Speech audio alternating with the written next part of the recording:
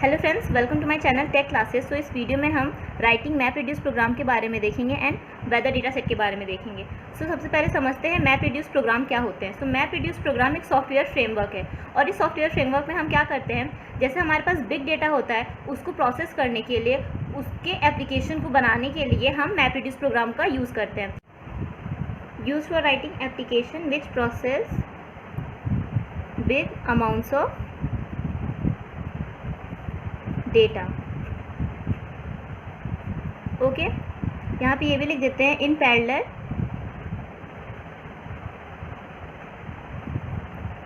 On large cluster. इससे पिछले की वीडियो में हमने क्लस्टर के बारे में बात की थी हडूप में। अगर आपने वो वीडियो नहीं देखी हो तो प्लीज़ उसे देख लीजिएगा, उसमें आपको समझ आ जाएगा कि Hadoop large number of cluster पे रन करता है। तो इस फिगर से आप मैप रिड्यूस प्रोग्राम को अच्छे से समझ सकते हैं। मैप रिड्यूस प्रोग्राम में एक प्रोग्राम होता है मैप प्रोग्राम, या फिर हम मैप टास्क भी कह सकते हैं, और दूसरा होता है रिड्यूस टास्क। मैप टास्क क्या करते हैं, इनपुट डेटा लेते हैं, ओके, जो हमारा बिग डेटा है उसको एज अ इनपुट लेते हैं और उसको कन्वर्ट करते हैं टपल्स ऑफ डेटा में। ओके, यहाँ पे मैं लिख देती हूँ टपल्स ऑफ डेटा में कन्वर्ट करते हैं, और मैप टास्क का जो आउटपुट रहता है वो रिड्यूस टास्क का इनपुट होता है। ओके, मैप टास्क जो भी आउटपुट प्रोड्यूस करेगा टपल्स ऑफ डेटा, वो एज ए इनपुट कौन लेगा, रिड्यूस टास्क, और उसको क्या करेगा, ये भी कन्वर्ट करता है टपल्स में ही, but smaller set of tuples में। मतलब इसमें जितने भी बड़े टपल्स होंगे उसको एक स्मॉलर सेट ऑफ टपल्स में कन्वर्ट कर देगा, और वही हमारा होता है आउटपुट डेटा। ये प्रोग्राम क्या करता है कि जैसे हमारे पास बहुत बड़ा डेटा है, बहुत ज़्यादा डेटा है, उसको स्मॉलर डेटा में कन्वर्ट करता है। And it consist of single master, that is job tracker, and one single slave that is task tracker per cluster. Okay, next इसमें देखते हैं weather data set. Weather data set कौन produce करता है, weather sensor. Weather sensor will collect data every hour at many location. हर location से बहुत सारा डेटा कलेक्ट करता है वो हर घंटे पे, और इस वजह से ये जो डेटा सेट है ये बहुत ही ज़्यादा बड़ा हो जाता है।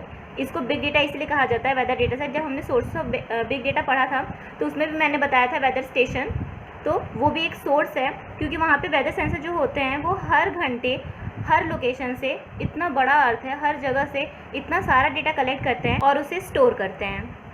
वेदर डेटा सेट पे मैप रिड्यूस प्रोग्राम यूज़ करते हैं। जो वेदर डेटा सेट होता है, एक तो वो लार्ज वॉल्यूम में होता है और ऊपर से सेमी स्ट्रक्चर्ड होता है और रिकॉर्ड ओरिएंटेड होता है। इस वजह से मैप रिड्यूस प्रोग्राम हम उस पर अप्लाई कर सकते हैं। वेदर डेटा सेट में इसका फॉर्मेट देख लेते हैं हम लोग। तो जो डेटा हम यूज़ करते हैं वो कहाँ से हमें मिलता है, national climatic data centre means NCDC से मिलता है। Data we use collected from NCDC।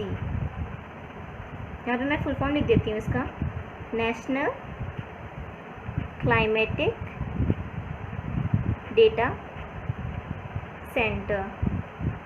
Okay, जो डेटा हम यूज़ करते हैं वो हम यहाँ से कलेक्ट करते हैं। नेक्स्ट जो डेटा स्टोर होता है वो यूज़ करता है एक line oriented ASCII format. Okay, जिसमें ईच लाइन, जो में जितनी भी लाइन होती है वो एक रिकॉर्ड होता है। ओके, तो ये यूज़ क्या करता है, it will use a line oriented ASCII format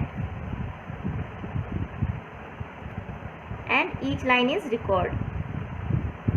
हर लाइन क्या होता है, एक रिकॉर्ड होता है। And the data files are organised by date and weather station. जितने भी डेटा की फाइल्स होते हैं वो ऑर्गेनाइज कैसे होते हैं, by date and then by weather station. Data files are organised by date and weather station. Okay, weather data set में नेक्स्ट पॉइंट देखते हैं, analysing the data with Hadoop. जैसा कि हम जानते हैं वेदर डेटा सेट बहुत ही ज़्यादा बड़ा डेटा होता है, बहुत ज़्यादा, मतलब उसका वॉल्यूम बहुत ज़्यादा होता है। हडूप को हम यूज़ करेंगे तो हडूप में क्या होता है, पैरेलल प्रोसेसिंग होती है डेटा की। तो इसका यूज़ करने के लिए सबसे पहले हमें वेदर डेटा सेट को मैप रिड्यूस प्रोग्राम में कन्वर्ट करना पड़ेगा, देन ही हम हडूप का यूज़ कर सकते हैं। ओके, सो इसको एक तरह से हम यहाँ पे पॉइंट बना के लिख सकते हैं। First weather data set convert into map reduce programs,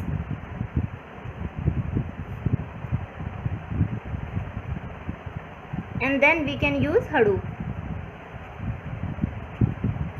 okay, so जैसा कि अभी हमने देखा था मैप रिड्यूस प्रोग्राम में मैप प्रोग्राम जो होता है, मैप टास्क जो होता है वो इनपुट डेटा लेता है। सो इसमें इनपुट डेटा क्या रहेगा, NCDC का रॉ डेटा, जो अभी हमने देखा था नेशनल क्लाइमेटिक डेटा सेंटर, उसमें से जो भी डेटा कलेक्ट करते हैं वो रॉ डेटा होता है, तो वो एज ए इनपुट हम देंगे मैप फेज को या फिर मैप टास्क को। ओके, तो यहाँ पे हम लिख देते हैं।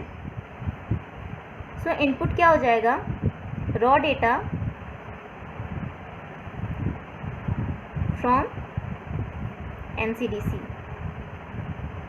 ओके, सो ये इनपुट किस में जाएगा, पहले तो मैप टास्क में जाएगा। ओके, फिर इस इनपुट में से हम मतलब मैप टास्क जो क्या करेगा, इसमें से पुल आउट करेगा ईयर और एयर टेम्परेचर। सो पुल आउट ईयर, जो भी उसमें रिकॉर्ड रहेगा, जैसा कि हमने देखा था हर लाइन रिकॉर्ड होता है, तो उस रिकॉर्ड में से हर रिकॉर्ड में से ईयर और उसका एयर टेम्परेचर को वो एक्सट्रैक्ट करेगा, पुल आउट करेगा। Okay, pull out year and the air temperature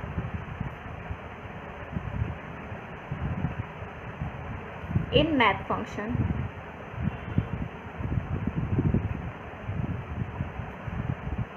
तो जो मैप फंक्शन होता है वो बस एक डेटा प्रोसेसिंग का फेज होता है। इसमें डेटा को ऐसे वे में हम उसको सेट करते हैं ताकि वो रिड्यूस मतलब जो रिड्यूस फंक्शन रहता है उसके इनपुट से मैच कर सके।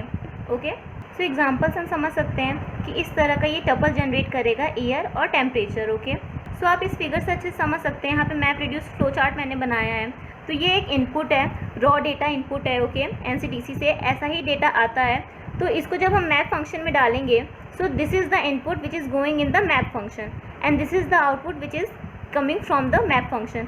तो आप देख सकते हैं यहाँ पे बहुत सारे टपल जनरेट किया है। ये 1950 में 0 टेम्परेचर, 1950 में 22 टेम्परेचर, देन 1949 में 111 टेम्परेचर। ओके, तो इसमें आप देख सकते हो कि इसमें 1953 टाइम्स आया है, 1949 2 टाइम्स आया है। तो इसको फिर इसके बाद शफल किया जाएगा। सो जितने भी सेम ईयर के मतलब जितने भी सेम ईयर का डेटा है वो एक साथ रखा जाएगा। सो आप यहाँ पे देख सकते हैं 1949 है, इसमें 2 डेटा था, सो 2 टेम्परेचर यहाँ पे एज अ लिस्ट रख दिया गया है, लेकिन ये टपल ही है अभी भी। ओके, सो पहला इसमें जो डेटा है वो ईयर है and the second one is the list of the temperature, तो यहाँ पे शफल हो रहा है। ओके, देन 1950 में 3 डेटा था, तो 1950 में 0, 22 एंड -11 3 टेम्परेचर आ गया है and then it will go into the reduce function and reduce function will extract the maximum temperature from this list. So 1949 का मैक्सिमम टेम्परेचर क्या है, 111, तो 1949 का 111 हो गया एंड 1950 का सबसे मैक्सिमम टेम्परेचर क्या है, 22। सो यहाँ पे 22 हो गया। Okay, so this is the overall chart of the map reduce function, map reduce program. तो इसी तरह से मैप रिड्यूस प्रोग्राम जो है वो वर्क करता है। अगर आपको ये वीडियो पसंद आई हो तो प्लीज़ लाइक कीजिएगा, सब्सक्राइब कीजिएगा मेरे चैनल पे और अपने दोस्तों के साथ शेयर कीजिएगा। Thank you and bye.